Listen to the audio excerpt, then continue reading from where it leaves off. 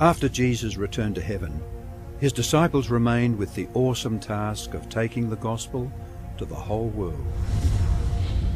Filled with the Holy Spirit, these men and women proclaimed the message they had received with boldness and power, reaching out to all corners of the then known world. But it was not without great opposition, first from the Jews, then from the Roman state. Many Christians were faithful to the point of death, suffering torture and humiliation from cheering onlookers at the Circus Maximus and Colosseum in Rome and throughout the empire. However, the blood of the martyrs only paved the way for the further spread of the gospel.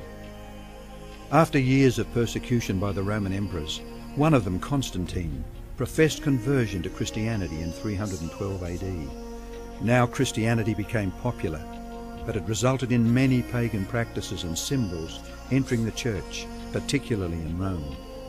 The Bishop of Rome assumed more and more power and authority and began to oppose and oppress all who recognized Jesus alone as the head of the church and who accepted the Bible alone as the supreme authority.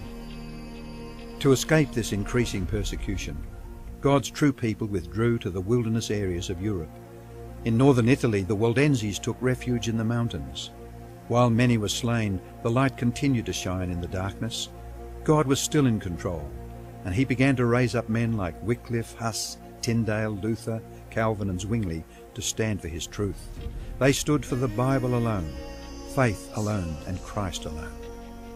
In 1798, in fulfillment of Bible prophecy in the book of Daniel, the religious and political supremacy of the Roman Church was temporarily reduced when General Berthier removed Pope Pius VI from his throne. Consequently, in the decades that followed, there arose a great awakening of interest in the prophecies of Daniel, and many were convinced Jesus was soon to return. In the United States, the Baptist preacher William Miller was joined by hundreds of other preachers in their expectation of the return of Jesus in 1844. However, when Christ did not return in 1844, further Bible study led a small group to discover that Christ's ministry in the heavenly sanctuary was an explanation for their great disappointment.